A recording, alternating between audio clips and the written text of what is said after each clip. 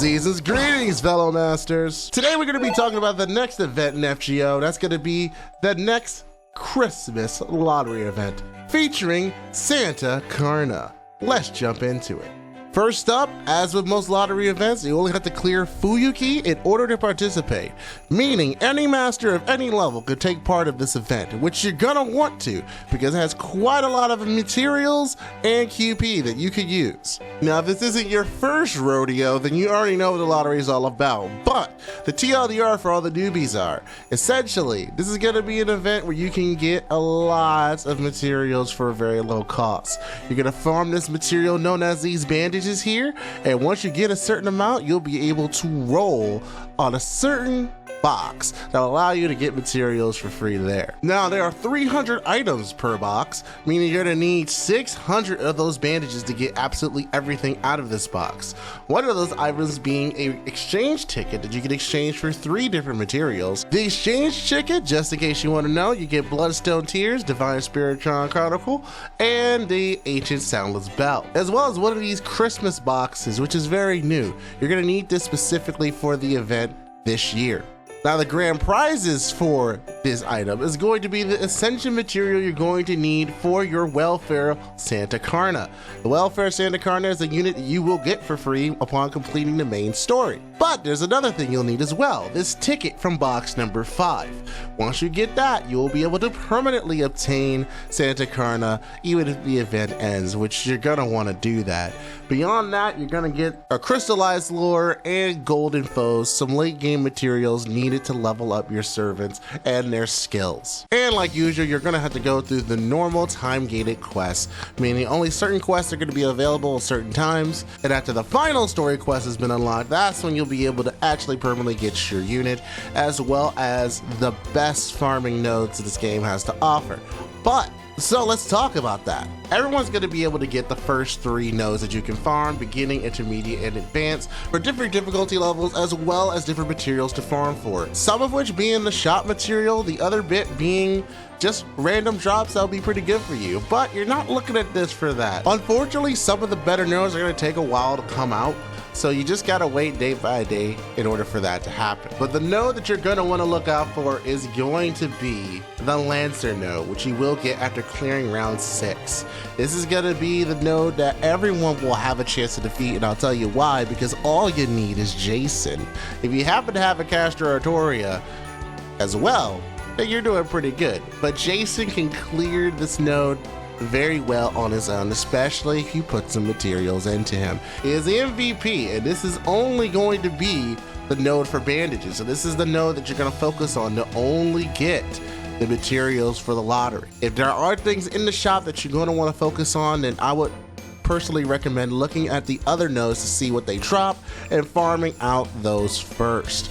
Take that time to do that because, you know, the better node, take the time to do that. I don't know necessarily what your Chaldea has, so my recommendations may not necessarily be best for you. But I do know that everyone can get a Jason because they are a 1-star, they are a friend point gotcha servant. Everyone has a Jason, and you just gotta put the materials into them, which conveniently this event will get. Lastly, you have the super heavyweight, which comes out after you clear round 7, and this is going to be the tricky one. Yes, you do get everything in this node, but it is a different type of wave. We've been seeing these lately with these events. It is a 2 enemy node, a 2 enemy wave, a 1 enemy wave, and a 2 enemy wave instead of the typical 3-3-3, meaning it's going to be very hard to farm this normally. My suggestion obviously is going to bring a Lancer here. If you have Arch Lancers, that'd be even perfect, which would narrow you down to Viertra, Fion, or Lancer Melt.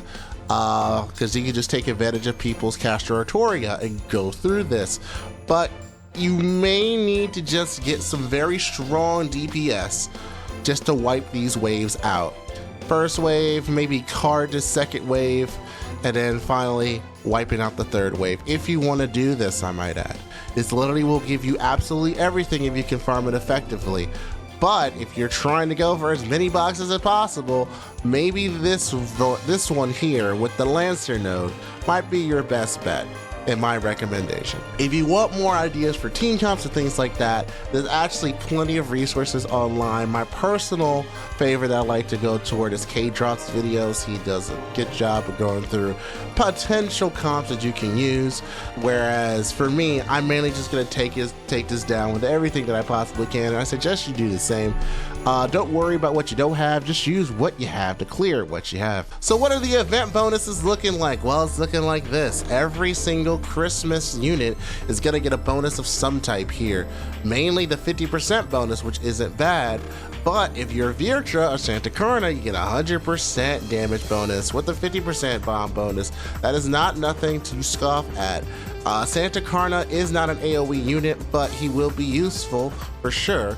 So definitely take advantage of that. Otherwise, some good units on this list that everyone may have. Sieg being a very good and free caster that people can use to whale through some earlier runs be very good. But for the most part, a lot of limited units are taking up the all-star space.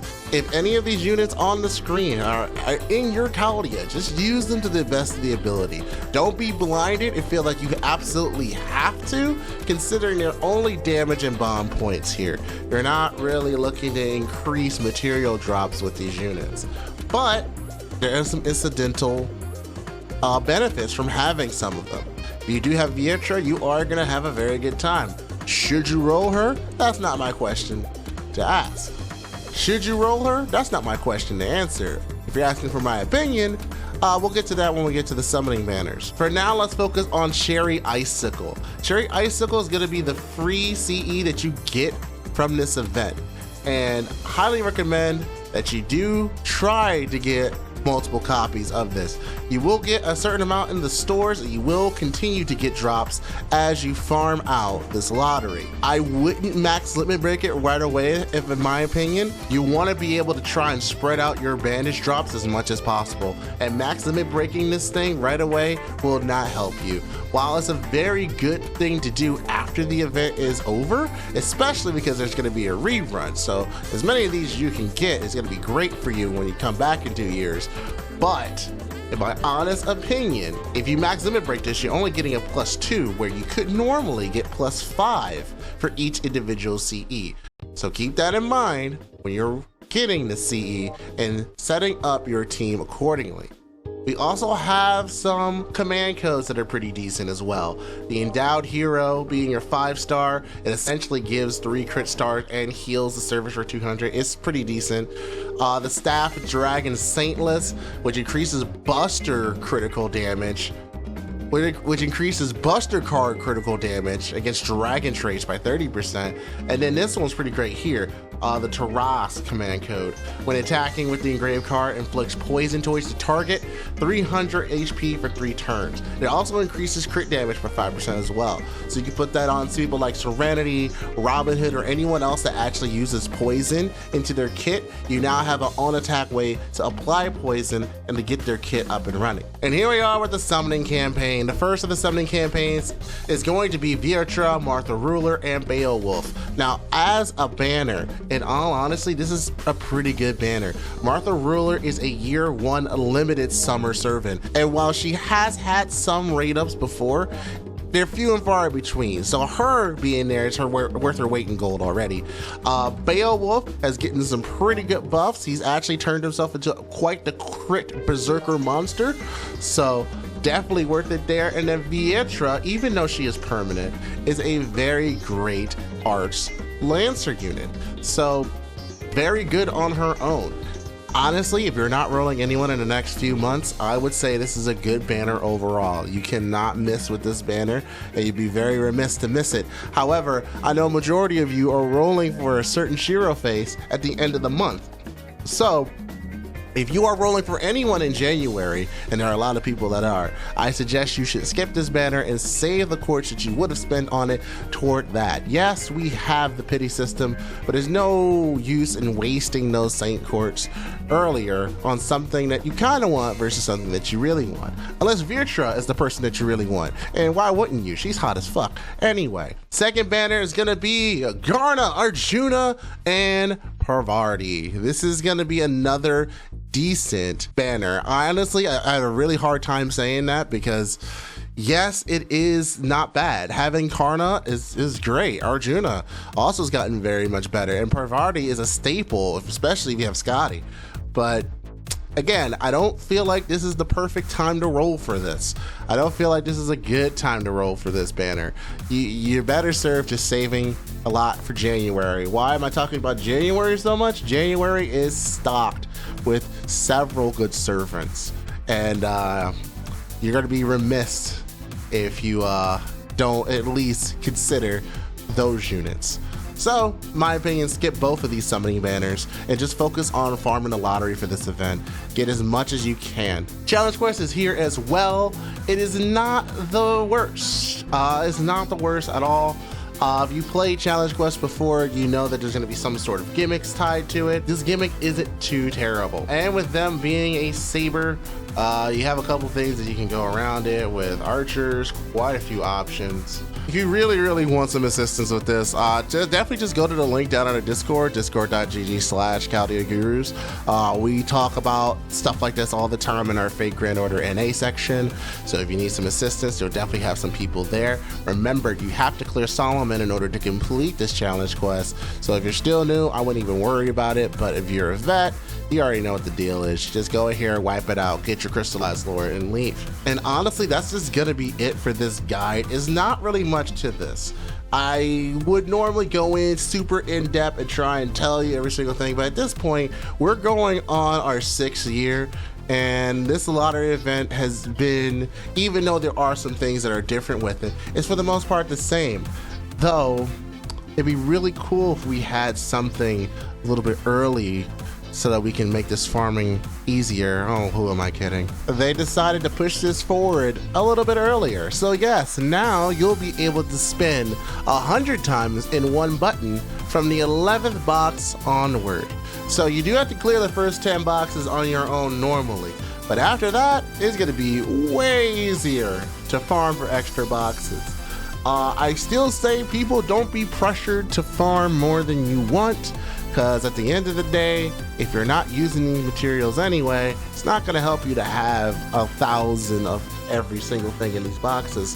Don't feel pressured or peer pressured by your favorite content creator going degenerate and farming for several weeks and days without actually sleeping or anything like that. If you have a day job, if you have a life outside of playing this game every day, go ahead and live that life. This will not be the last lottery event in this game. It will help you if you have the time and be able to put into it. Again, don't feel pressured, but if you do, this has made your life a hell of a lot easier. So thank you, Lisango, for pushing that forward so we can enjoy this during Christmas. And that's going to be it for this Christmas guide. What do you guys think? Go ahead and comment down below any tips that you guys may have for other people who are watching. Are you going to roll for Viator or not? Let me know down in those comments as well. And if you want to see more videos like this, please go ahead and like and subscribe. Let me know that this is the type of content that you want, and I will do my best to deliver it to you. Sorry I've been gone for so long. I've been sick for literally half a month, so that's been fun. In either case, guys, my name is Misaki from the Chaldea Gurus, and we're logging out. See you in the next one.